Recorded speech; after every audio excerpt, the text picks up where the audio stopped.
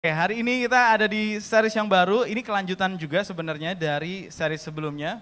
Ya, kalau kita ingat, Koko merasa seperti ditembak cahaya matahari. Nah, Koko percaya gini ya. Kemarin kita udah merayakan tentang Pentakosta. Ya, kita merayakan itu di series The Road to Pentecost. Ya, The Road to Pentecost. Nah, ini sebenarnya kelanjutannya. Kita akan bicara apa yang terjadi dari sejak momen Pentakosta itu secara milestone sampai kepada hari ini. Jadi buat teman-teman yang suka sejarah ya, kita akan membahas sedikit sejarah gereja di awal dan kita akan memaknai apa maksudnya dari upper room ini. Nah, kita akan langsung mulai aja. Kita akan lihat apa yang terjadi pada saat Pentakosta terjadi. Di situ murid-murid penuh dengan Roh Kudus dan mereka mulai bangkit memberitakan Injil, ya. Lalu orang Kristen pada saat itu memang mereka nggak disebut Kristen, tapi banyak pengikut Kristus semakin bertambah jumlahnya. Oke, mereka begitu dihormati karena mereka penuh dengan kuasa. Tapi juga mereka nggak disukai karena dianggap sebagai sekte baru nih yang bawa ajaran tentang Yesus. Padahal Yesusnya sudah disalib, tapi ajarannya nggak bisa dihentikan. Nah, kurang lebih milestone-nya dibagi dalam beberapa hal seperti ini. Ya, church history. Nanti di sini juga kita akan belajar kenapa gereja tuh banyak denominasinya. Oke, kalian nggak perlu berusaha menghafalnya, tapi paling nggak biar kalian tahu-tahu sedikit, ya. Tahu-tahu dikit gitu tentang sejarah pergerejaan. Dan ternyata setelah ditelusuri sejarah pergerejaan ini cukup kelam. Ya, walaupun sejarah gereja banyak terjadi penyimpangan di dalamnya. Banyak terjadi hal-hal yang kalau dipikir-pikir tuh kok bisa gitu ya. Di dalam sejarah gereja ada hal-hal semacam itu terjadi. Nah, kita langsung mulai yang pertama dilihat di situ ada early church. Itu sekitar tahun 33. Kenapa 33? Karena 33 adalah tahun di mana Yesus disalibkan. Ya, jadi kan kita kalau punya kalender, ada kalender sebelum Masehi. Nah, pas kalender 0 dan seterusnya itu dianggap sejak Yesus lahir dan seterusnya. Jadi selama perjalanan hidup Yesus dari usia 0 sampai 33 tahun, kemudian Yesus mati di kayu salib, bangkit, lalu naik ke surga. Nah, disitulah lahir gereja Tuhan, makanya dimulainya dari tahun 33 sampai 325. Nah, nanti kita akan lihat step by step. Nah, kita akan mulai dari yang pertama, boleh next. Nah, early church ini kurang lebih milestone-nya, tentunya ini nggak akan komplit dan detail, tapi ini hal-hal penting yang terjadi di masa itu. Oke, dan kalaupun ada hal-hal yang mungkin kalian masih bingung, nanti kalian bisa search untuk dapat informasinya lebih jauh. Tapi ini gambaran ya. Kita coba simplify. Nah, di tahun 33 sampai 325, di situ murid-murid pertama Yesus, Petrus, Yohanes, Yakobus, dan yang lain-lain, mulai menulis banyak kitab Injil dan surat-surat penggembalaan. Makanya ada kitab Matius, Markus, Lukas, Yohanes, dan kitab-kitab seperti kitab Korintus, Filipi, Galatia, dan lain-lainnya.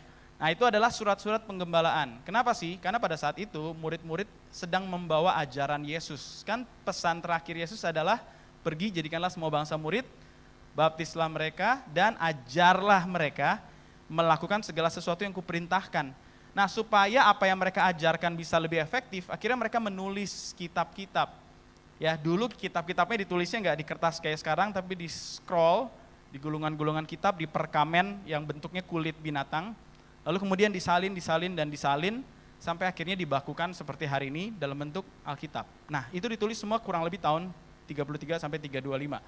Lalu disitulah di salah satu kota yang namanya Antioquia, disitulah orang-orang yang pengikut Kristus disebut Kristen. Nah, di zaman itu waktu mereka dipanggil Kristen itu bukan agama, tapi sebenarnya bahan ejekan.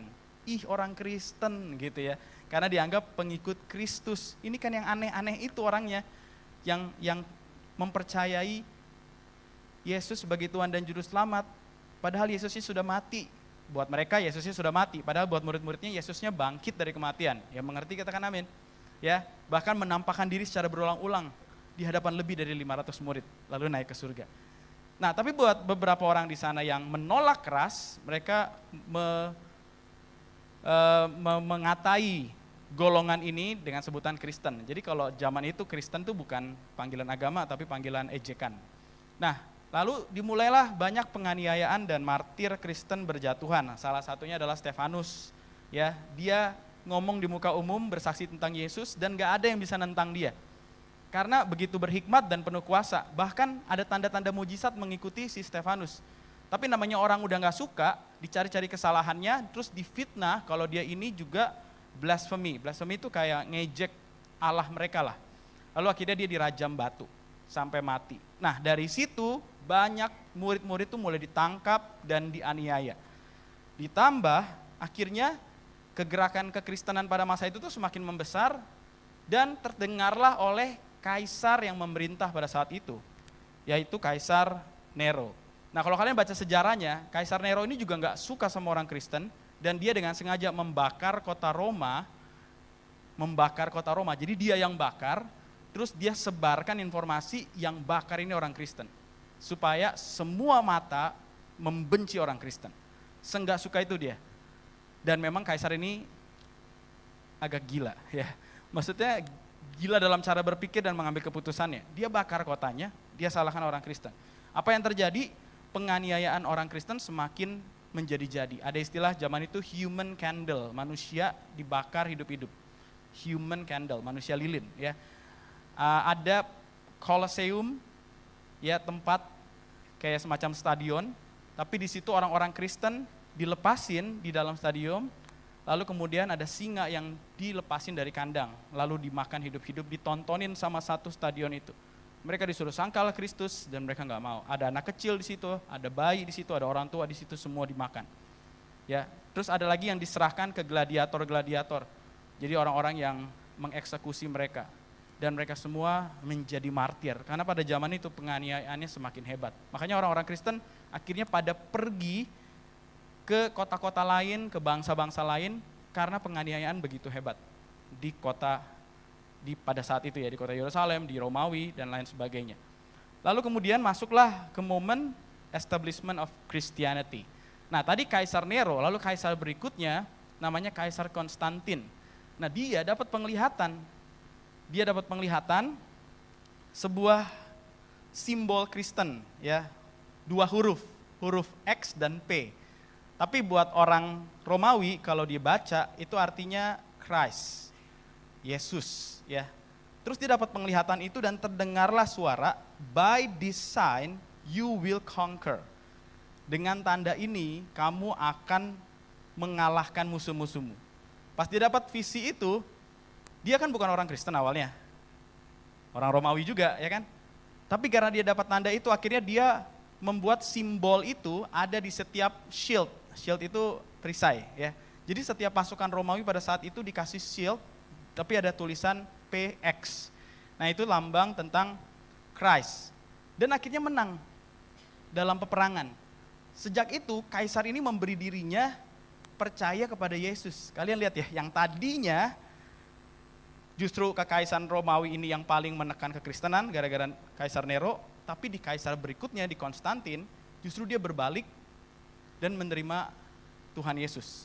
Nah di masa inilah akhirnya kekristenan menjadi official religion di pemerintahan Romawi di bawah Kaisar Theodosius. Tapi di masa ini juga terjadi banyak ajaran palsu. Makanya orang-orang bapak-bapak gereja pada saat itu tuh berkumpul membuat semacam namanya konsili. Konsili itu kayak pertemuan bapak-bapak gereja. Dan mereka bikin itu sebanyak 7 kali dan menghasilkan pengakuan-pengakuan iman, statement-statement untuk menentang pengajaran-pengajaran palsu. Jadi kalian jangan dengerin ya, yang sah adalah yang ini nih, kita bapak-bapak gereja sudah sepakat. Makanya ada salah satunya pengakuan iman rasuli, Apostle Creed. Nah itu lahirnya dari sejak ini. Jadi kalau sekarang kalian lihat pengajaran palsu, jangan khawatir, dari dulu sudah ada. Dan dari dulu bapak-bapak gereja tidak mau ajaran Yesus itu jadi tersesati, ya. Akhirnya mereka berkumpul dan membuat konsili-konsili tersebut. Kurang lebih ada 7 konsili. Nah, tapi akhirnya Kaisar Konstantin ini juga menggunakan agama sebagai alat politik. Ya, yang tadinya dia convert ke Kristen, tapi lama-lama dia juga menggunakan agama sebagai alat politik. Nah, yang terjadi berikutnya, rise of Roman Catholic. Akhirnya karena sudah jadi official religion, ditunjuklah popes atau paus ya, menjadi otoritas tertinggi di gereja pada saat itu. Tapi otoritasnya tuh begitu besar, bahkan sampai kaisar tidak bisa dinobatkan jadi kaisar kalau dia nggak di ACC sama si paus ini. Nah, perhatikan ya, karena akhirnya religion ini memiliki pengaruh politik yang berlebih, religion ini juga dipakai akhirnya sebagai alat untuk mempolitisasi seluruh kekuasaan Romawi. Karena zaman itu, orang Romawi punya banyak dewa. Tapi kalau di Kristen kita percaya monoteisme, cuma punya satu dewa. Nah kalau punya banyak dewa, akhirnya rakyat-rakyatnya ini di bawah pemerintahan Romawi terpecah belah. Jadi si kaisar tadi itu mau berusaha menyatukan dan dia menggunakan agama Kristen. Karena Tuhannya cuma satu nih, jadi nggak ada banyak dewa, semuanya nyembah yang satu ini. Dan dia tunjuklah si paus itu. Tapi sekali lagi ya, dari sejarah gereja-gereja ini kalian akan melihat ada kesalahan-kesalahan manusia di dalamnya. Karena sekali lagi ini adalah agama yang dibentuk oleh manusia. Oke, tapi kita bisa belajar apa yang Tuhan lakukan lewat setiap peristiwa yang terjadi dalam gereja. Lalu kemudian ada golongan orang-orang yang gak suka dengan otoritas dari paus yang begitu berlebihan. Akhirnya terjadi Great Schism, itu perpisahan antara Western Church and Eastern Church. Ya, Western Church itu dikenal jadi Roman Katolik, Eastern Church itu dikenal jadi Orthodox. Ya, Orthodox tradisional atau Orthodox Eastern Church. Nah, akhirnya yang Eastern pergi ke arah timur karena mereka nggak suka sama organisasi yang terlalu dipolitisasi ini. Tapi mereka pun nggak bisa berkembang karena di timur pada saat itu sekitar tahun 700-an Muslim baru berkembang dan mulai menyebar. Jadi mereka pas ke timur ketemu sama penyebaran agama Muslim yang juga lagi kuat-kuatnya. Makanya sampai sekarang Eastern Orthodox Church ini influence-nya nggak sebesar Western. Tapi sebaliknya Western ini jadi besar, jadi kuat. Tapi terjadi penyimpangan di dalamnya. Ya, terjadi penyimpangan di dalamnya. Pada saat itu, sekali lagi ya, karena ini dipakai sebagai alat untuk mempolitisasi, Alkitab pada zaman itu hanya ditulis, diperbolehkan dalam bahasa Latin. Dan hanya orang berpendidikan yang bisa baca bahasa Latin. Akhirnya, bapak-bapak gereja pada saat itu berusaha ngomong, membawa firman, dan membuat peraturan-peraturan tambahan. Kan kalian juga nggak ngerti, karena Alkitabnya bahasa Latin, hanya orang-orang berpendidikan nih yang ngerti. Akhirnya ada banyak praktik-praktik menyimpang yang dilakukan. Salah satunya adalah praktik indulgensi. Indulgensi adalah praktik di mana kurang lebih gini ya, kalau kamu berdosa, terus kamu mau menghapus dosamu, kamu perlu berdonasi ke gereja, nanti mereka akan mengeluarkan satu surat yang menjadi jaminan bahwa nanti dosa kamu akan dihapuskan. Nah ini jadi opportunity bisnis, ngerti ya? Sekali lagi bukan firman Tuhan yang ngajarin begitu, tapi orang-orang pada saat itu yang mempolitisasi dan mensiasati semua ajaran. Kalian gak boleh baca Alkitab secara pribadi, kalian gak boleh. Yang baca kita-kita aja, ditulis bahasa Latin. Nah sekarang kita bisa ngomong apa aja dengan menggunakan Alkitab. Dan akhirnya disitulah ada seorang yang namanya John Wycliffe, dia berusaha menerjemahkan Alkitab ke bahasa Inggris. Supaya banyak orang bisa baca. Tapi kalian tahu apa yang terjadi? Alkitabnya dibakar. Sengeri itu ya. Itu bapak-bapak gereja juga yang bakar. Karena mereka nggak mau orang-orang jadi ngerti firman Tuhan secara personal. Kalian harus percaya sama kami. Kami pemimpin-pemimpinnya, kami yang baca, kalian dengar aja. Nah itu yang mengerikan. Makanya hari ini kalau kita punya Alkitab dalam berbagai bahasa, kita patut bersyukur loh. Kalau kalian nggak percaya, kalian bisa cek sendiri, ya kan? Terus kalau kalian udah lihat, itu karya Tuhan. Bahkan sekarang di Indonesia saja diterjemahkan ke banyak bahasa daerah Alkitab. Ya walaupun kadang cuma yang perjanjian barunya aja, perjanjian lamanya enggak. Tapi intinya kalau hari ini kita punya Alkitab dari berbagai versi, berbagai bahasa, kita bisa cross check sana sini, itu sebuah anugerah yang luar biasa, yang memungkinkan kita semua punya hubungan sama Tuhan, nggak cuma pemimpin gerejanya aja. Amin. Jadi kalian nggak bisa dibodoh-bodohin. Yang bodoh ya kalau kita tetap memilih nggak baca Alkitab, ya kan? Itu masalahnya. Nah, lalu apa yang terjadi berikutnya? Muncullah satu gerakan, next, yang namanya Protestant Reformation, ya. Nah, muncullah tokohnya namanya Martin Luther. Bukan Martin Luther King ya guys, ini beda. Martin Luther, dan dia memprotes. Tapi sebenarnya kata protes yang dipakai di Protestan itu artinya bukan, saya nggak suka, saya protes, bukan ya. Tapi artinya adalah pro-testamen. Testamen itu perjanjian. Perjanjian lama dan perjanjian baru. Jadi Martin Luther ini bilang gini, kita harus pro kepada apa yang Alkitab perjanjian lama dan perjanjian baru tulis. Kita harus kembali ke Alkitab. Bukan kembali ke apa kata orang, apa kata pemimpin. Coba lihat Alkitabnya. Itu namanya pro-testamen, oke? Bukan protes-protes ya, turunkan harga BBM, bukan ya. Itu protes kan, demo. Kalau ini pro-testamen, kita harus lebih memilih percaya Alkitab sebagai kedaulatan tertinggi. Nah, akhirnya dia membuat 95 tesis ya, pendapat kesalahan-kesalahan aturan yang diselewengkan nih sama bapak-bapak gereja pada zaman itu, terus dia pakukan di pintu gereja di Wittenberg. Lalu kemudian makin lama orang jadi terbuka pikirannya dan mulai banyak yang ikut dia. Nah, denominasi yang dia mulai disebut Lutheran, diambil dari namanya sendiri, Martin Luther.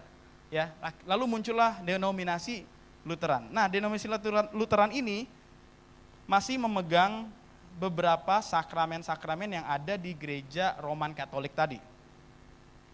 Salah satunya adalah mempercayai hal seperti infant baptism atau baptisan bayi. Baptisan bayi, lalu transubstantiation communion. Jadi kalau mereka perjamuan kudus, mereka mempercayai bahwa nanti pas roti dan anggur dimakan, roti sama anggur itu berubah beneran jadi tubuh dan darah Yesus. Bener-bener kayak berubah gitulah intinya ya. Berubah secara supranatural jadi beneran tubuh, beneran darah Yesus. Lalu mereka juga percaya anugerah keselamatan adalah anugerah berdasarkan iman, bukan berdasarkan perbuatan manusia.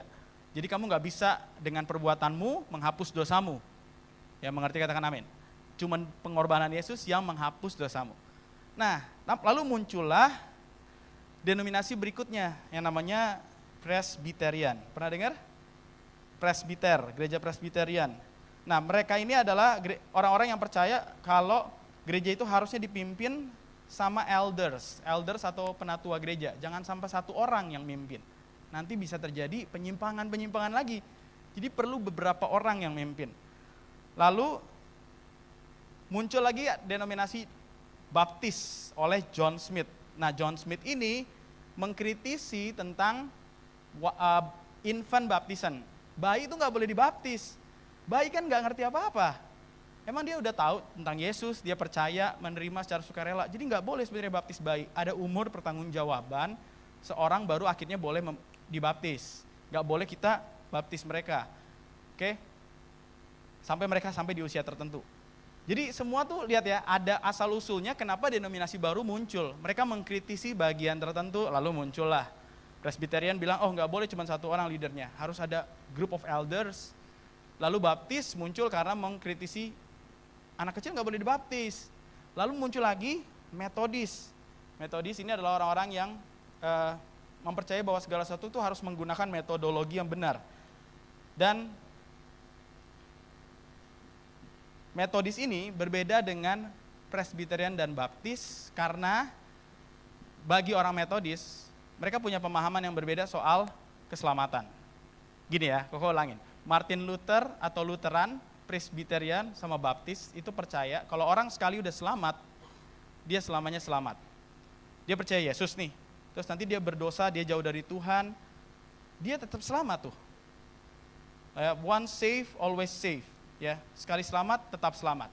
Lalu muncullah si Metodis ini yang dengan segala metodologinya akhirnya berkata begini, mereka percaya Arminianism, itu nggak usah dipikirin ya. Mereka percaya kalau Enggak, kamu bisa kehilangan keselamatanmu kalau kamu dengan sengaja membuang itu. Kamu harus mengerjakan keselamatanmu. Jangan minta maaf, aku udah percaya Yesus, terus kamu nggak pernah bangun hubungan sama Tuhan. Kamu sengaja berdosa lagi ke dosa-dosa lamamu. Gara-gara kamu udah terima Yesus sekarang, bukan berarti nanti kamu akan tetap selamat. Di akhir hidup kamu bisa kehilangan keselamatan kalau kamu terus memurah-murahkan kesempatan yang Tuhan berikan. Jadi beda pandangan nih. Tapi mereka tetap percaya Yesuslah Tuhan dan Juru Selamat. Makanya ajaran-ajaran ini nggak disebut heresi atau sesat. Cuma berbeda pandangan sedikit, tapi akhirnya menjadi satu denominasi atau grup tertentu. Lalu muncullah Seventh Day Advent. Seventh Day Advent juga sama, dia percaya keselamatan itu harus dikerjakan. Ya, setelah kita selamat nggak boleh santai-santai, kita harus mengerjakan, menjaga keselamatan itu. Nah, lalu dia percaya Seventh Day Advent ini adalah orang yang percaya kita harus kembali ke zaman perjanjian lama, waktu orang Yahudi memelihara hari Sabat. Hari Sabat itu kan hari Sabtu, makanya orang Advent ibadahnya hari Sabtu. Nah, jadi denominasi ini mulai berkembang, mulai banyak, sampai satu titik, sekitar tahun 1900-an, ada seorang yang namanya Charles Harrison Mason. Tapi selain dia, ada satu orang lagi yang namanya William Seymour. Dua orang ini sebenarnya tokoh Pentakosta. Kenapa? Karena pada saat itu William Seymour ini kumpul di satu jalan yang namanya Azusa Street. Ya, bersama dengan beberapa orang lainnya mereka berdoa, memuji dan menyembah Tuhan. Nah, saat mereka melakukan hal itu, tiba-tiba pencurahan Roh Kudus terjadi. Pencurahan Roh Kudus terjadi. Ibadah itu tadinya yang cuma doa jadi sebuah revival service. Orang datang sembuh, orang datang terima baptisan Roh Kudus dengan tanda berbahasa roh. Dan mereka pikir itu akan berhenti kan. Dari sekali mulai, mungkin 2-3 hari selesai. Kalian tahu ternyata revival ini berlangsung dari tahun 1906 sampai 1915. Berarti sekitar berapa tahun? 1906, 1915. 9 tahun. Bayangin ya, mau doa, selesainya 9 tahun ternyata. Dan akhirnya karena jangka waktu yang begitu panjang, banyak orang dari belahan dunia tuh dengar, terus datang, dan pas datang mereka lihat, masih terjadi. Roh Kudusnya masih dicurahkan, masih ada yang sakit sembuh. Dan kalau kalian cari di YouTube tuh banyak banget kesaksiannya. Ada yang matanya kenapa, terus sembuh, datang ke situ lumpuh, pulang sembuh. Dan di situ mereka percaya, ternyata Pentakosta nggak cuma di Kisah Para Rasul. Pasal yang kedua, ternyata Pentakosta atau pencurahan Roh Kudus masih terjadi sampai hari ini. Disitulah akhirnya pusat di mana aliran Pentakosta itu muncul. Gereja-gereja yang percaya pencurahan Roh Kudus masih terjadi sampai hari ini. Kita gereja GBI Windsor Square House of Glory adalah gereja yang lahir dari kegerakan Pentakosta. Kita percaya pencurahan Roh Kudus masih terjadi sampai hari ini. Bahkan hari ini. Amin. Di ibadah ini. Nah, lalu muncul lagi karismatik. Karismatik itu dari kata karismata. Karismata itu artinya anugerah dan karya Roh Kudus. Oke, karunia-karunia Roh Kudus. Nah, jadi ada lagi sebenarnya denominasi yang lain, tapi kalau nggak bahas semuanya, tapi kurang lebih nih kalau kalian perhatiin, setiap terjadi penyimpangan, perhatikan ya, setiap terjadi penyimpangan, Tuhan tidak tinggal diam.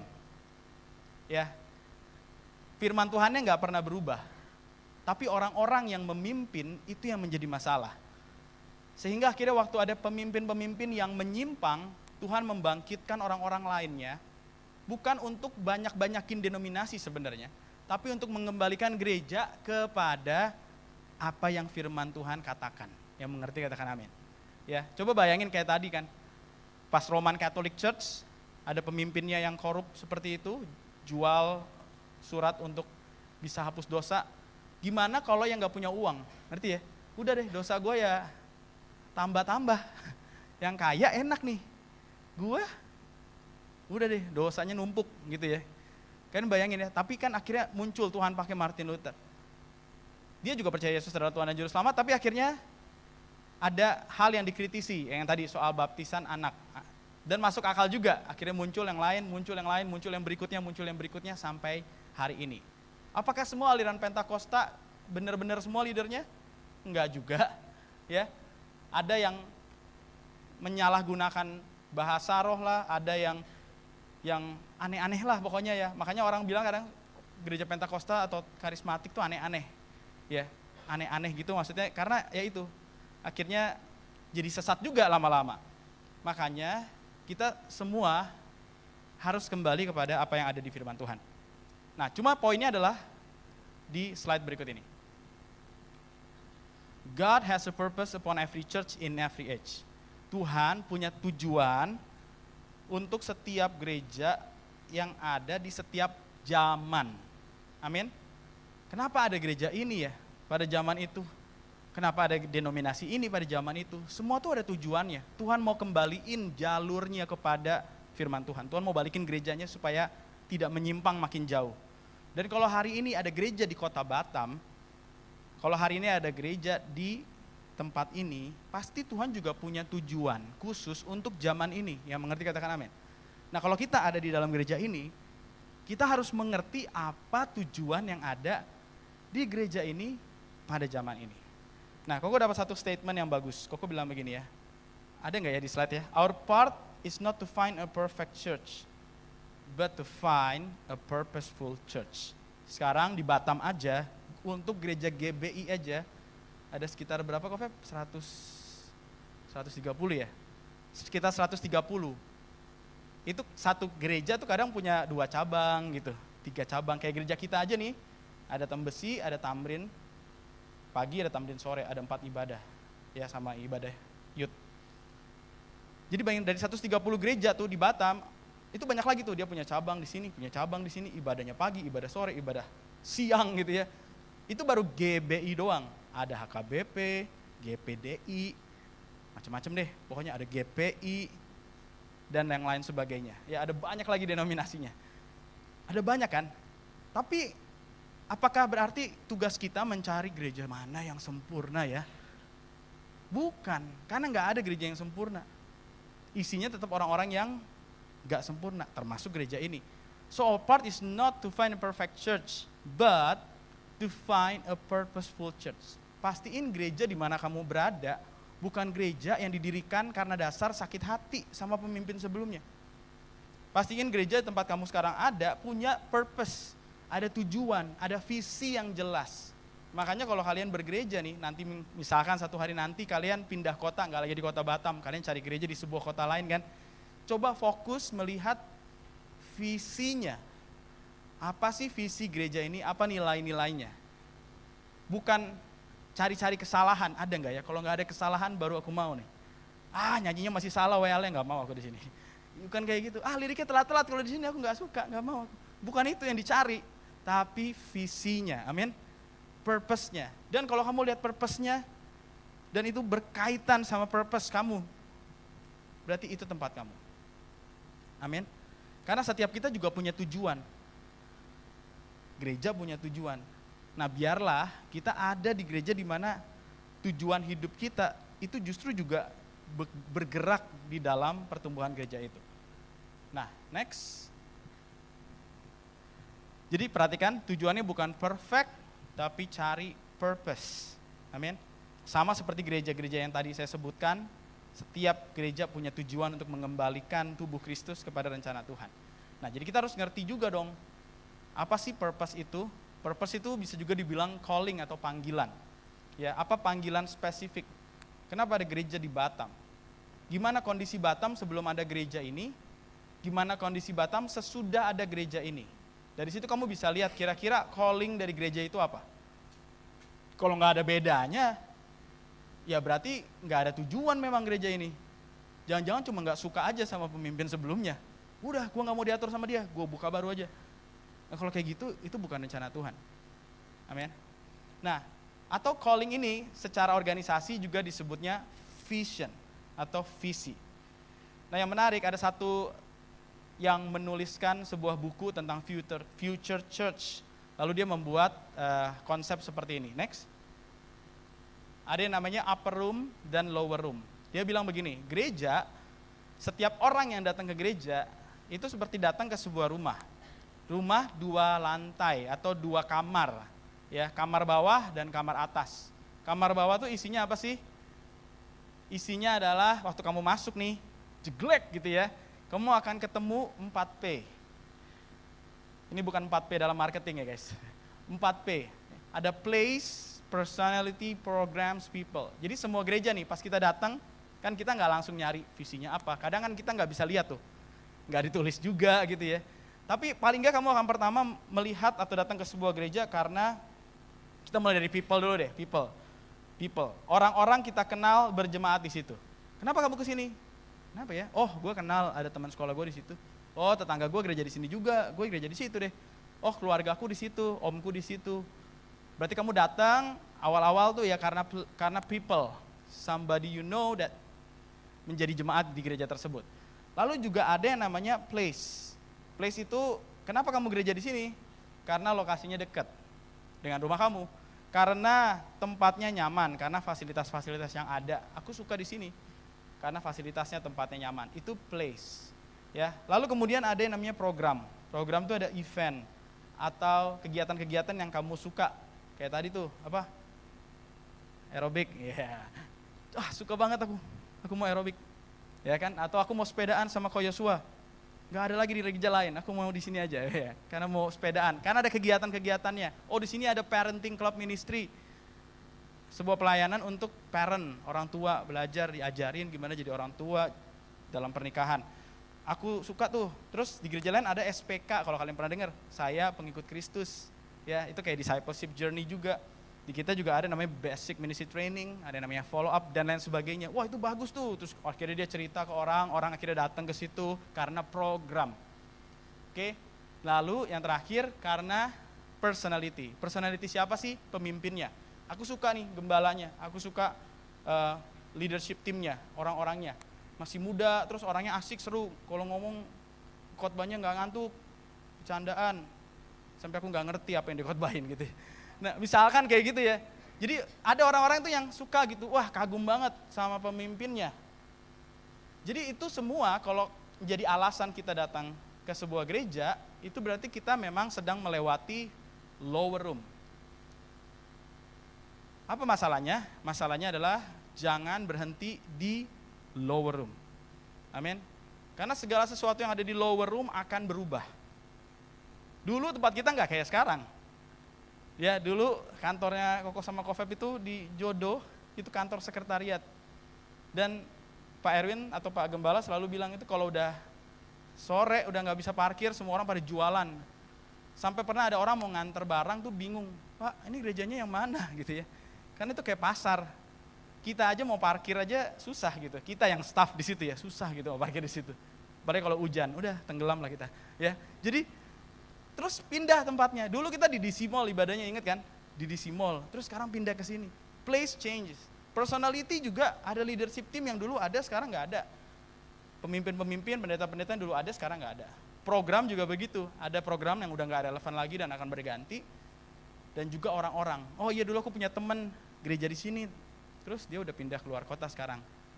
Apakah kamu akan tetap di situ atau kamu ikut pindah? Lihat ya. Gak ada yang salah dengan ini, tapi kalau kamu berhenti di ruangan ini saja,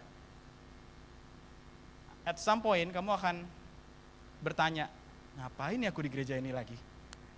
Ngapain ya aku di gereja ini lagi? Apa purpose-nya? Apa tujuannya? Dan biasanya pada saat itu terjadi, kamu gak ke gereja lagi. Honestly speaking ada yang kayak gitu. Waktu temannya masih ada di Batam, dia ke gereja rajin sekali. Waktu temannya udah gak di Batam, dia nggak gereja lagi. Ngerti ya? Jadi itu terjadi guys. Nah makanya you can be in the lower room but you cannot stop there. Amin. Kamu nggak boleh berhenti di situ. Kamu harus naik ke upstairs atau yang disebut juga dengan upper room. Upper room adalah tempat di mana kamu mengerti visi gerejanya. Dan waktu kamu ada di situ, place-nya bisa ganti, personality bisa ganti, programnya ganti, people-nya ganti, tapi kamu akan stay there karena kamu tahu visi ini yang aku hidupi, visi ini yang aku hidupi. Dan itu disebut God's unique call for every church, ya. Dan di setiap gereja beda-beda, termasuk di gereja kita. Nah, Koko nggak bahas apa visi gereja kita minggu ini. Koko akan bahas itu minggu depan. Koko cuma mau fokus bahas tentang we need to be in the upper room. Kenapa? Kita akan lihat beberapa ayat ini sebentar. Next. Lihat ya, murid-murid gereja mula-mula dimulai di upper room. Then they returned to Jerusalem from the Mount called Olive, which is near Jerusalem, a Sabbath day journey. Ini murid-murid Yesus setelah Yesus naik ke surga. When they had entered, they went up into the upper room where they were staying. Nah, disitulah mereka berdoa, berkumpul, memuji dan menyembah Tuhan. Next. They were all with one accord in one place, upper room. Ya, ini belum ada gereja pada zaman itu, murid-murid ngumpul di loteng atas, di room yang di atas. And suddenly there came a sound from heaven as of a rushing mighty wind, and it filled with the whole house where they were sitting. Jadi ternyata di upper room itulah terjadi Pentakosta. Ada angin, tiupan angin kuat, lalu mereka semua dipenuhi dengan Roh Kudus. Next. Then there appeared to them divided tongues as of fire, ya lidah-lidah seperti nyala api, terus akhirnya hinggap di atas kepala mereka masing-masing dan mereka dipenuhi dengan Roh Kudus. Nah, jadi kenapa sih kita perlu ada di upper room? Kita nggak boleh cuma di lower room. Aku kesini karena teman, aku kesini karena fasilitas, aku kesini karena aku suka sama pemimpinnya, atau aku karena suka program-programnya. Ada youth camp, ada JC camp atau apapun itu. Kenapa sih? Karena ini. Jawabannya ada di sini. Next. When you are in the upper room, you are positioning yourself to keep being filled with the Holy Spirit. Amin. Waktu kamu ada di ruang atas, kamu ngerti visi gereja yang ada di tempat di mana kamu beribadah tiap minggu. Hidupmu jadi penuh dengan Roh Kudus terus. Karena kamu kan ngerti nih, ini visinya. Ini yang Tuhan taruh, ini panggilan yang Tuhan berikan buat gereja ini. Dan waktu kamu ngerti, kamu menghidupi, kamu melakukannya, Roh Kudus itu terus memenuhi kamu. Sama seperti Roh Kudus memenuhi murid-murid di kamar loteng atas atau di upper room itu. Jadi kalau hari ini nih, ada di antara kita yang ngerasa kok kerohanian aku suam-suam kuku ya. Kadang semangat, kadang enggak. Lebih sering enggaknya malah daripada semangatnya. Kenapa ya? Aku kok gereja ya kadang menggebu-gebu gitu ya kalau ada event, tapi habis itu hilang semua. Coba cek deh. Do you know God's calling for this church? Atau kamu jangan-jangan ada di lower room dan alasan-alasan kamu datang dulu udah berganti, udah berubah. Semua itu ada di lower room dan semuanya udah mulai berubah. Jangan-jangan ini yang bikin kamu mulai ngerasa gak excited lagi. You do not know the calling of this church. You do not know the vision of this church. Tapi kalau kamu tahu, itu akan nge-trigger hati kamu untuk selalu menghidupi visi itu. Dan karena itu, karena kamu ke-trigger untuk hidupi visi itu, Roh Kudus terus penuhi kamu. Kenapa murid-murid dipenuhi sama Roh Kudus? Karena mereka dapat pesan sebelum Yesus naik ke surga. Pergi jadikanlah semua bangsa muridku. Ada tugas nih ya, ini visi yang kuberikan sama gereja number 1 on earth. Pergi jadikan semua bangsa murid. Tapi Tuhan juga bilang ini, kamu jangan kemana-mana, tunggu sampai nanti Roh Kudus dicurahkan. Kamu akan terima kuasa kalau Roh Kudus turun atas kamu. Jadi kenapa mereka nunggu? Karena mereka tahu ada tugas yang besar dan aku gak bisa pakai kekuatanku. Tapi waktu kuasa dari tempat yang maha tinggi ini memenuhi aku, I'm filled with the Holy Spirit, aku bisa ngerjain panggilan itu. Jadi mereka tuh nunggu di situ bukan gak ada kerjaan. Mereka mungkin udah semangat nih, pengen segera mengerjakan tugasnya, tapi mereka tahu, enggak lah, enggak mungkin bisa dengan kekuatanku. Aku harus tunggu, dan disitulah mereka dipenuhi. Sama, waktu kamu mengerti apa yang menjadi visi gereja ini, kamu punya kerinduan untuk melakukannya, kerinduan itu akan disupport atau di backup ya sama Roh Kudus. Dia akan penuhi kamu supaya kamu bisa melakukan apa yang menjadi panggilan Tuhan atas gereja ini. Yang mengerti boleh katakan amin. Nah yang kedua berikutnya, next. The apostle gave powerful testimony about the resurrection of the Lord Jesus. Ini kisah para rasul 4. Ini sebenarnya lompat 2 pasal. Ini cerita Petrus sama Yohanes habis ditangkap. Karena mereka, ya sama nih, ini udah mulai penganiayaan ya. Kan tadi kan, tahun 33 sampai 325 itu penganiayaan. Mereka udah ditangkap, dianiaya gitu ya. Terus akhirnya mereka dibebasin. Dan pada saat mereka dibebasin, ini yang terjadi. The apostle gave powerful testimony. Mereka bersaksi tentang kebangkitan Yesus dan ada anugerah Tuhan yang turun atas mereka. Next. Dan pada saat itu terjadi, perhatikan ya, some who own house or land. Beberapa orang yang memiliki rumah dan tanah menjual rumah-rumah dan tanah itu dan membawa hasilnya kepada para rasul untuk apa? Untuk dipakai traveling keliling dunia? Enggak ya, tapi untuk didistribut kepada mereka yang enggak punya. Untuk didistribut, untuk jadi berkat sama orang-orang yang enggak punya. Not a single person among them was needy. Enggak ada satu orang pun di antara mereka yang berkekurangan. Semua cukup. Ya. Apa poinnya? Waktu mereka ada di upper room, mereka ada di kapasitas dan posisi seperti ini. You are at the center of God's will. Waktu kamu ngelakuin apa yang menjadi panggilan Tuhan secara spesifik bagi gereja di mana kamu tertanam, kamu ada di poros kehendak Allah. Dan itu yang membuat kamu punya kemampuan untuk receive and release. Receive God's provision. Lihat ya, rasul-rasul itu tiba-tiba didatengin orang, bawa duit, hasil jual tanah sama rumah. Nih. Terus pas mereka dapat, mereka nggak langsung, asik juga nih cuan gue. Jadi pengen buka gereja. Enggak, dia nggak bilang kayak gitu. Dia pakai itu dan dikasih ke orang-orang yang membutuhkan. Amin. Dia pakai itu dan dia receive, tapi dia release lagi untuk jadi berkat buat orang-orang lain yang membutuhkan. Bahkan buat support gereja-gereja yang baru dirintis sama rasul-rasul yang lain. Makanya kalau kalian baca di perjanjian baru banyak tuh, kami membawa bantuan untuk gereja di Yerusalem. Itu tuh duit. Dan mereka kalau bawa itu, kan zaman dulu nggak ada QR ya. Jadi kalau zaman itu ya, mereka tuh bawa nggak boleh satu orang, harus ada yang nemenin. Ya itu tadi, karena mereka mau jaga integritasnya, jangan sampai uangnya dipakai atau dikurang-kurangin di tengah jalan. Jadi biasanya dibarengin, beberapa orang ikut nganter tuh pemberian. Oh, jemaat di Korintus memberi buat jemaat di Yerusalem. Tapi transfernya bukan pakai QR, pakai orang, ya kan, orangnya bawa duit. Gitu. Ke gereja di kota yang tertentu. Nah, itu yang terjadi. Nah, kok mau kasih tau gini, kalau kamu ngerti panggilan Tuhan atas gereja ini dan kamu hidupi, kamu ada di poros kehendak Allah. Ya, kita semua ngerjain nih panggilan apa nih yang Tuhan mau buat gereja ini. Kamu ada di poros kehendak Allah. Nah, gara-gara kamu dalam poros kehendak Allah, berkat itu ngalir ke kamu, tapi nggak boleh berhenti di kamu. Amin.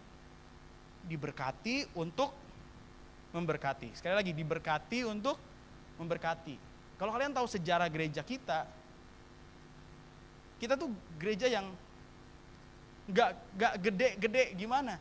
Ya, dari dulu Pak Erwin juga selalu bilang waktu jemaatnya baru ratusan, udah punya mimpi mau punya gedung. Duitnya nggak ada, mimpinya udah ada ya, duitnya nggak ada. Terus dapat visi-visi dari Tuhan, tapi kagak ngerti mesti gimana. Dan akhirnya terus aja datang berkat Tuhan beli tanah, ngurus tanah, akhirnya dijadiin satu surat, terus mulai ada yang berkati ini, berkati itu, berkati ini, sampai gedung ini akhirnya selesai dan jadi. Ya, ini buat siapa sih? Pasti ada agenda Tuhan, benar gak? Dan kita yang mengelolanya diberikan blessing untuk receive and release. Ya, bahkan sebelum gereja ini ada, kalau kalian dengar ya di khotbah-khotbah ibadah raya, kita tuh dulu punya pelayanan merenovasi gereja-gereja lain di Kota Batam. Kita renovasi gereja lain di Kota Batam, terus kita berkatin, kita di Brimob, kita bangun gereja buat orang-orang Kristen yang ada di Brimob dan lain sebagainya. Jadi itu yang terjadi, kita terus berusaha memberkati dan sampai hari ini pun juga sama. Ya, sampai hari ini pun itu terjadi. We receive and release. Nah, banyak orang berusaha receive and nggak dapat apa-apa. Berusaha receive and gak dapat apa-apa. Kenapa? Karena gak ada dalam poros kehendaknya Tuhan. Hidupnya buat agenda pribadi. Bahkan sometimes hidupnya berusaha deket Tuhan ya karena ada tujuan untuk kepentingan pribadi. Jadi aku cari Tuhan supaya Tuhan bantuin aku menggapai tujuanku. Bukan aku cari Tuhan supaya aku ngerti apa yang Dia mau dan aku boleh hidupi tujuannya. Beda kan? Nah, waktu kamu lakukan yang kedua, kamu ada di poros kehendaknya Tuhan. Koko juga sering kasih ilustrasi kayak gini. Kalau kamu pergi dari kantor nih, diutus gitu ya, kamu pergi ke Natuna. Ke Natuna, dari kota Batam ke Natuna. Tapi untuk tugas kantor, maka segala biaya pengeluaran kalian, makan, hotel, tempat tinggal, nanti dijemput dan lain sebagainya, diatur, dibiayai sama kantor. Tapi kalau kamu pergi urusan pribadi, cari duitnya sendiri.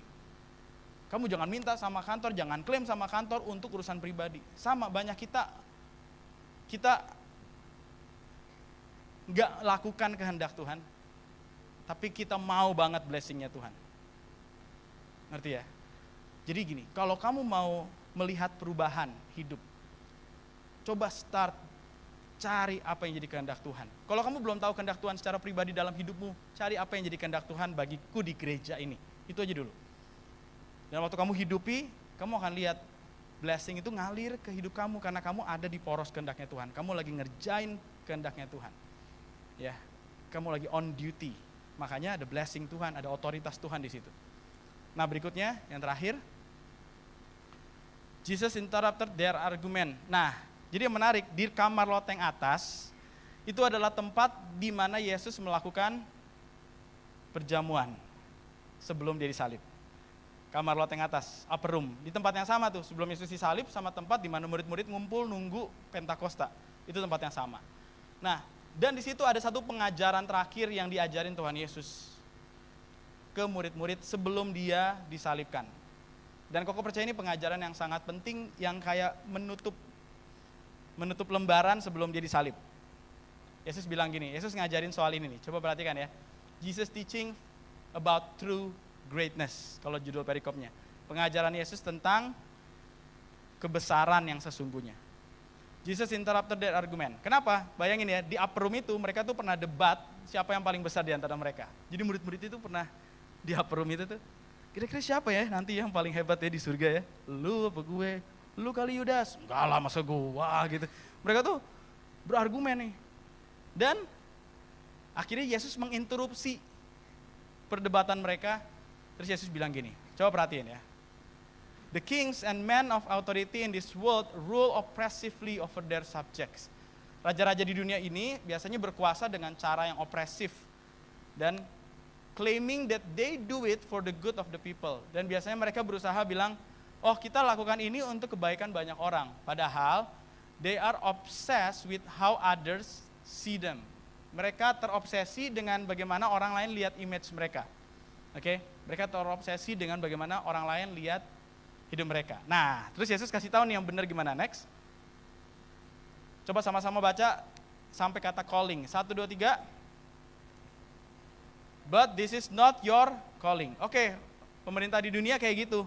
Mereka akan jadi berkuasa lalu akan menguasai orang lain. Dan mereka bilang, aku lakukan ini untuk kebaikan kamu. But this is not your calling. Jadi calling kita kayak gimana? Dikasih tahu di sini. You will lead. Kamu akan memimpin dengan model yang berbeda, dengan cara yang berbeda. The greatest one among you will live as a one called to serve others. Coba renungin kalimat ini ya. Yang terbesar di antara kamu akan hidup seperti orang yang dipanggil untuk melayani sesamanya. Pengajaran ini dikasih di upper room. Yang terbesar, kalau kamu mau jadi orang besar, kalau kamu mau punya pengaruh besar, kalau kamu punya mimpi yang besar, kamu pengen punya large, big company, achievement, kamu lihat ya, ini tangganya, ini caranya. You will live as one called to serve other. Kamu harus hidup seperti orang yang dipanggil untuk melayani orang lain tanpa penghormatan, without honor. Without honor. Kalau dengan honor semua juga mau, ya kan? Kalau gara-gara, oh aku melayani orang lain terus aku dihormati banyak orang, semua juga pengen. Tapi pada saat kamu melayani, kamu akan ada di satu titik di mana kamu nggak dihargai. Terus disebut begini, the greatest honor and authority is reserved. Perhatikan ya, the greatest honor and authority is reserved. Penghormatan terbesar dan otoritas disimpan untuk mereka yang punya hati melayani. Kehormatan terbesar dan otoritas disimpan untuk mereka yang punya hati melayani. Oke? Jadi kalau kamu terlalu besar untuk melayani, kamu terlalu kecil untuk memimpin. Kau ulang ya, kalau kamu terlalu besar untuk melayani, kamu ngerasa gini, aku melayani, aku nggak mau lah, buang waktu, ngapain? Kayak nggak ada kerjaan, aku harus melayani. Kalian cari di Alkitab, semua orang yang dipanggil Tuhan itu orang sibuk. Ya, Gideon dipanggil Tuhan, lagi ngapain? Ngirik gandum di tempat pemerasan anggur. Elia dipanggil Tuhan, pada saat dia sedang membajak sawah. Elisa membajak sawah dengan 12 pasang lembu. Ya, Petrus sedang ngapain? Menjala ikan. Semua itu orang-orang sibuk. Daud sedang ngapain? Gembala kambing domba. Jadi kalau kalian lihat di Alkitab tuh nggak ada yang dipanggil Tuhan karena nganggur. Dia lagi bingung ngapain ya. Terus tiba-tiba malaikat muncul. Kamu nggak ngapa-ngapain ya? Aku ada tugas untuk kamu. Enggak, semua tuh lagi punya kerjaan, semua tuh lagi sibuk. Jadi kok percaya God calls the busy, not the lazy. Amin. Tuhan tuh cari orang-orang sibuk karena terbukti dia memang orang yang bisa dipercaya dalam perkara-perkara kecil. Bukan berarti kita sok-sok nyibukin diri guys, bukan ya. Tapi memang kita punya kegiatan, kita ada sesuatu yang kita kerjain, kita lagi tekunin kepercayaan-kepercayaan kecil yang diberikan. Nah, God calls the busy. Tuhan, hamba-hamba Tuhan yang dipanggil dari perjanjian lama sampai baru tuh orang-orang yang busy, dan itu yang dipanggil. Kenapa nggak yang lain aja gitu yang lagi nganggur? Justru Tuhan cari orang-orang kayak gitu. Jadi sekali lagi, kalau kita terlalu besar untuk melayani, terlalu banyak alasan untuk melayani, sebenarnya kita terlalu kecil untuk memimpin. Kita nggak bisa mimpin orang. Next, the leaders, ini masih ajaran Yesus ya, the leaders who are served are the most important in your eyes. Biasanya pemimpin yang dilayani itu yang paling penting kan di mata kalian. Ini kata Yesus ya sama murid-muridnya. Biasanya kan gitu kan, yang dilayani, yang duduk di meja, terus sama yang berdiri nih. Kalau kalian ke restoran, kira-kira yang lebih hebat yang mana? Yang lagi duduk di meja atau yang lagi berdiri nyatetin orderan? Yang duduk di meja kan. Makanya Yesus bilang, the leader who are served are the most important in your eyes. But in the kingdom, di kerajaan Allah, it is the servant who lead. Di kerajaan Allah, di pikirannya Tuhan, bukan yang duduk. Justru yang terbesar itu yang melayani. I'm not here with you as one who serve. Am I not here with you as one who serve? Apakah aku di sini lagi sama kamu murid-murid? Bukankah aku yang melayani? Yesus basuh kaki murid-muridnya di momen ini. Dia melayani. Yang mana yang lebih besar? Murid-muridnya? Enggak, di kerajaan Tuhan, perspektif kerajaan Allah, yang melayani itu yang besar. Yang melayani punya hati yang besar. Amin. Yang melayani tahu kalau hidupnya sudah dibeli dengan darah yang mahal. Sehingga hidupnya bukan lagi untuk dirinya sendiri, tapi untuk Tuhan yang sudah menebus dosa-dosanya. Amin. Nah, pemikiran ini hanya bisa kamu terima kalau kamu ada di upper room. Kalau kamu nggak nangkep visi gereja di mana kamu tertanam, you will less likely to serve. Dengar baik, kalau kamu nggak nangkep apa sih visi gereja ini, kalau kamu nggak nangkep, kamu cenderung ya, kamu nggak akan terlibat pelayanan. Tapi pas kamu nangkep, aku mau ikut, aku nggak mau ketinggalan. Gimana caranya? You join the ministry, you serve. Tapi kok kan pelayanan gak cuma di gereja aja. Yes, bener banget.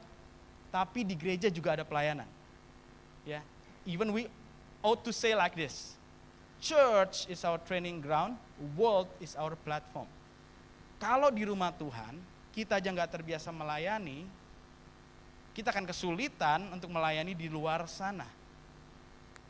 Lagi pula di dalam gereja pun butuh banyak pelayan. Pelayan di sini tuh bukan orang yang sekedar tugas di hari Minggu ya. Kalau kalian lihat ibadah seperti ini, kalian jangan berpikir leader-leader yang ada di sini cuma melayani di momen hari Minggu waktu kalian lihat. Tapi ada so many meetings happens dari hari Senin sampai Minggu. Waktu mereka ketemu one on one, waktu mereka cell group, waktu mereka kunjungin seseorang yang sakit, waktu mereka pelayanan ke sekolah, yang sometimes kamu gak akan lihat itu juga di Instagram mereka, tapi mereka lakukan itu. Karena mereka nangkep apa yang jadi prinsip tentang kebesaran di mata Tuhan. The true greatness means reserved for those who serve other. You will be kept reminded that the true greatness is for those who serves, not serve. Ya, kamu akan terus diingatkan. Kalau kamu terus lakuin apa yang ada di upper room visi gereja, kamu akan ngerti kebesaran bukan diukur dari berapa banyak orang yang melayani kamu, tapi berapa banyak orang yang kamu layani. Lihat ya, beda banget sama dunia. Karyawan lu berapa? 1.000. Weh, bos hebat lu ya. Hebat ya karyawannya ada 1.000. Enggak. Orang yang melayani, yang kayak Tuhan Yesus mikirnya gini, kebesaran seorang gak dilihat dari berapa banyak yang melayani dia, tapi berapa banyak yang dia layani. Oh enggak, 1.000 ini bukan babu gua, bukan. Gua justru lagi tolong mereka, supaya mereka punya hidup yang lebih baik. Lihatnya beda. Maka kamu akan ketemu bedanya leader dan bos di situ. Dan Yesus, raja segala raja, the number one person on earth, tapi dia turun ke bumi, jadi hamba, mati di kayu salib buat siapa? Semua kita. Dan dia bilang begini, that is true greatness. Itulah kehebatan. Dan yang namanya pelayanan, gak mungkin gak ada pengorbanan. Kalau gak ada pengorbanan, jangan bilang itu pelayanan. Yang mengerti katakan amin. Aduh banyak banget nih. Ya emang itu pelayanan. Memang kayak gitu. Jadi kalau Yesus matinya gak harus sakit-sakit gitu, ya itu mah bukan pengorbanan. Bener gak? Oke sakit ya, aku disalib ya, di sini tinggal jentikin jari, bangkit, naik ke surga. Itu mah nggak ada pengorbanan. Tapi kan nilai betapa besarnya sayangnya Tuhan justru dilihat dari pengorbanan. Tahu nggak sih? Nilai betapa besarnya kita sayang sama Tuhan dilihat dari seberapa kamu mau berkorban untuk melayani Dia. Iya kan? Seberapa kamu mau berkorban. Kalau soal Tuhan sayang kamu, jangan tanya. Tuhan udah tunjukin, aku udah mengorbankan nyawaku mati di kayu salib because I love you. Tapi soal kita melayani Tuhan, mau gak berkorban sama Tuhan? Ask yourself. Ask yourself. Okay? And you will find that, and you will keep reminded when you are in the upper room. Gue boleh minta pemusik? Next. So, ini kesimpulannya. Upper room is the room where you are positioning yourself to keep being filled with the Holy Spirit. Ya. Upper room adalah sebuah tempat di mana kamu terus memposisikan diri kamu dipenuhi Roh Kudus. Karena murid-murid dipenuhi Roh Kudus di upper room juga. Jadi waktu kamu ngerti, upper room tadi sekali lagi ya, upper room adalah God's unique calling atau panggilan Tuhan yang khusus buat gereja di mana kamu ada. Setiap gereja punya tugas atau purpose masing-masing di setiap zaman. Gereja ini juga ada. Nah, minggu depan kita akan belajar apa sih God's unique calling yang Tuhan kasih di gereja ini. Tapi hari ini saya berdoa kita dapat why-nya dulu nih. Kita dapat alasannya dulu kenapa penting untuk saya tuh hidupi panggilan atau visi dari gereja ini. Karena kalau kamu tahu tapi kamu nggak ngerasa itu penting, kamu tahu pun kamu nggak akan peduli. Tapi kalau kamu ngerasa ini penting, kamu akan mencari tahu apa visinya. Ya, yang pertama, you will be keep filled by the Holy Spirit. Yang kedua, waktu kamu ada di poros kehendak Tuhan, kamu akan lihat blessing itu mengalir ke hidup kamu dan mengalir melalui kamu. Ya,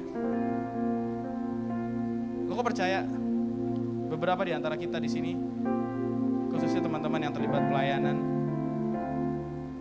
you supposed to be experience this. Kamu seharusnya ngalamin ini. Beneran. Waktu kamu udah pelayanan, terlibat, dan kamu melakukan apa yang Tuhan mau, maka kamu tuh ada di poros kehendaknya Tuhan. Semua akan mengalir ke kamu dan melalui kamu. Kalau kamu ngerasa, kok gue denger yang lu sampein, tapi kok gue gak ngerasain itu. Coba renungin apa yang sebenarnya terjadi. Prinsipnya gak mungkin salah guys. Jangan-jangan ada something di dalam kita yang kita harus perbaiki.